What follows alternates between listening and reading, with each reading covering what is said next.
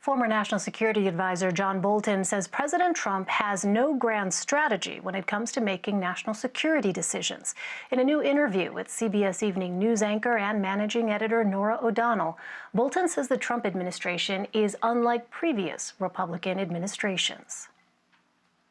You labeled the President of the United States a danger to the Republic.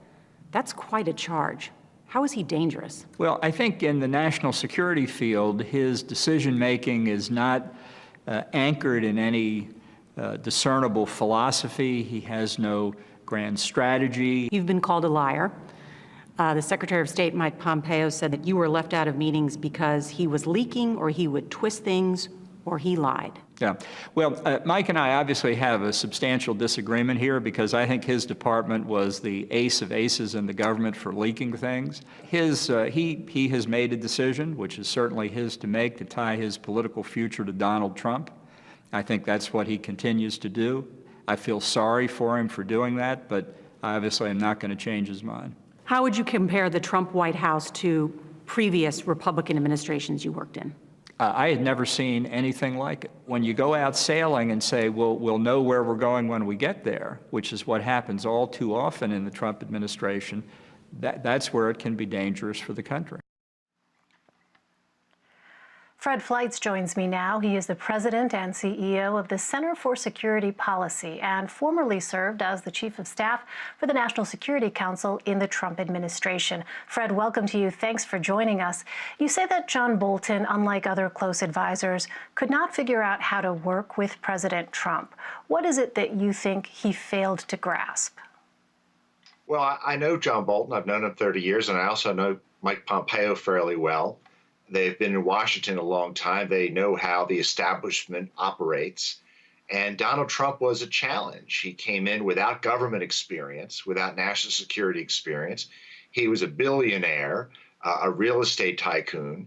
And I think anyone who came in working for this president had to be prepared to make some adjustments to work with him. Now, every president has their personal quirks. I mean, Lyndon Johnson once opened his shirt in the Oval Office to show reporters a scar from his gallbladder surgery. So every president has their quirks. But this is a president who had positions on national security issues that were very different than the Republican Party, such as his hatred of the Iraq War.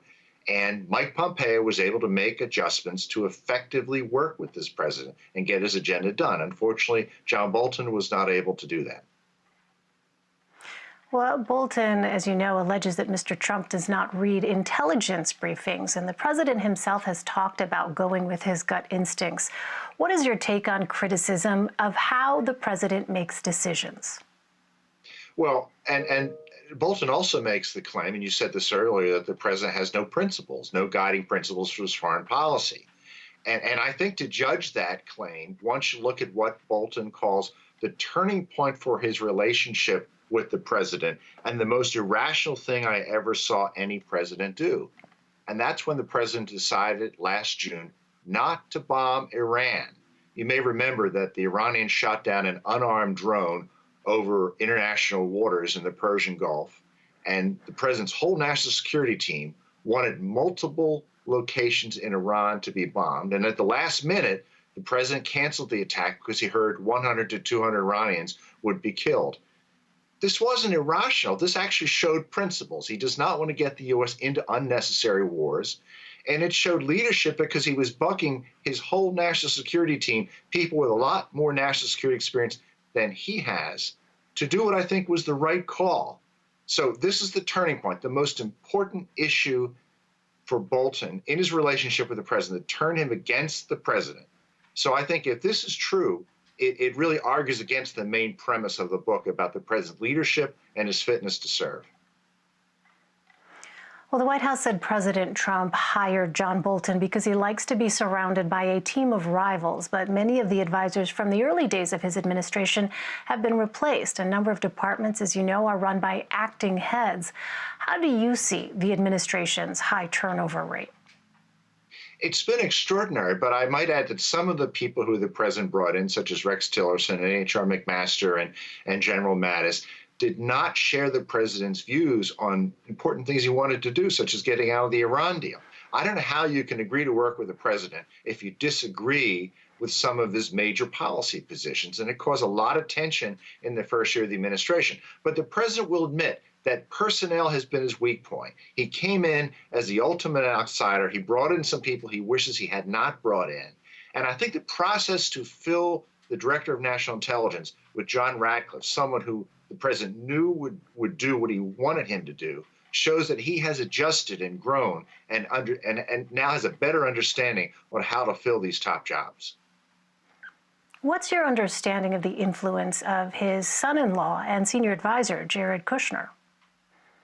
There's been a lot of criticism of the president having his son-in-law on the staff. He's in the office next to the president. I used to stop in and see Jared sometimes. I think he's a sharp guy. And one might ask, why is he there? Well, he's there because the president feels he's an outsider and he needs trusted staff that he knows will do what he asks and will not stab him in the back and will not betray his confidence. And what John Bolton did is so dangerous because we want presidents to speak to the best possible experts and know that those discussions will be kept candid, will not be released. At least they won't be discussed until the president leaves office. And when we have a memoir like this, I think it's a dangerous precedent that will hurt future presidents. It could make them reluctant to confide in the best possible experts in the future because they're worried that they may run out and write a memoir in a couple of years before that president leaves office. I want to go back to this notion, though, of having a number of departments run by acting heads. Do you think that serves the administration well with respect to giving those acting heads the authority they need to carry out their duties in those positions? I think we should have Senate-confirmed officials at the top of these agencies, and I think that is the goal of this administration, and there has been turnover for the reasons that I mentioned. In our final minute or so, I want to get your sense about the lasting impact that the president's complimentary tone towards authoritarian regimes, for instance, Russian President Vladimir Putin, Chinese President Xi Jinping, North Korea's leader Kim Jong-un, what could the lasting impact of that sort of complimentary posture that this particular president has be moving forward, even not just the near term, but in the long term? The president has had much tougher policies on Russia and China than the Obama administration, but he has engaged in rhetoric and personal diplomacy that's very different than previous presidents. It's part of his deal-making style. I think he often says things and strikes personal relationships with some of these leaders as part of a negotiating process. It's a very different relationship. And he's been very heavily criticized. Has the U.S. gotten the better end of the deal? I'm sorry to interrupt, Fred, but we're almost out of time. Has the U.S. gotten the better end of these deals? Well, I think concerning with North Korea, the president has achieved a lot. He's lowered tensions. I think there's a long way to go. Some of what he's agreed, I'm afraid, is deteriorating. But I think concerning North Korea, what was the option? To bomb it? I mean, we've stopped missile tests. We've stopped nuclear tests. I hope that we're on the road to a very good agreement with North Korea someday.